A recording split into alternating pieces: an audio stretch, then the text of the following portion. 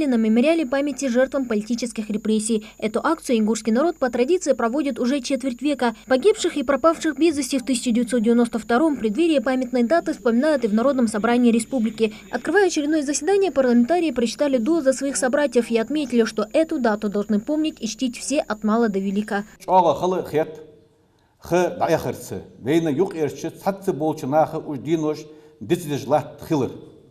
Мероприятиешке башхадак лацы сыгыту цихылыр. Селханырдыр дисдені қуаниге қачы ғерті шхылыр. Вейдяшын нуаноши политические репрессиях изахына азып дисдеш. Вей дисдалит ещат доглоцамы де. Спикер парламента подготовил обращение к лидерам религиозных конфессий страны, согласно которому 30 октября, возможно, станет общероссийской траурной датой. Марьям Амриева также добавила, что в стране активно выступают и те, кто желает отмены закона о реабилитации репрессированных народов, в то время как руководство России, как демократической страны, уже давно признало противоправной политику геноцида и репрессий.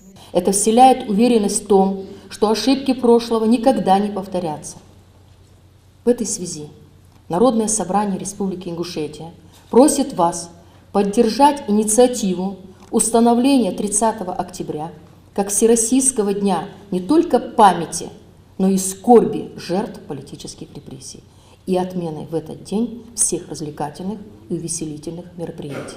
Министр здравоохранения республики отчитался о проделанной Минздравом работе с начала года. В соответствии с майскими указами президента утверждена дорожная карта и региональная госпрограмма, направленная на повышение качества и доступности медпомощи, отметила она. Кроме того, в этом году введены в эксплуатации 3 медицинских объекта: перинатальный центр, детская клиническая больница и онкодиспансер. Строятся и открываются фельдшерско-акушерские пункты, снижены показатели общей и детской смертности. Проводятся сотни высокотехнологичных операций по таким направлениям, как нейрохирургия, ортопедия, травматология, торакальная и сердечно-сосудистая хирургия, а также офтальмология. Так, в 2017 году в отделении сердечно-сосудистой хирургии выполнено более 40 сложнейших операций на сосудах шеи, установлено 10 кардиостимуляторов. Ежедневно проводятся как в экстренном, так и в плановом порядке операции по стентированию коронарных сосудов, что тоже является одним из видов высокотехнологичной помощи.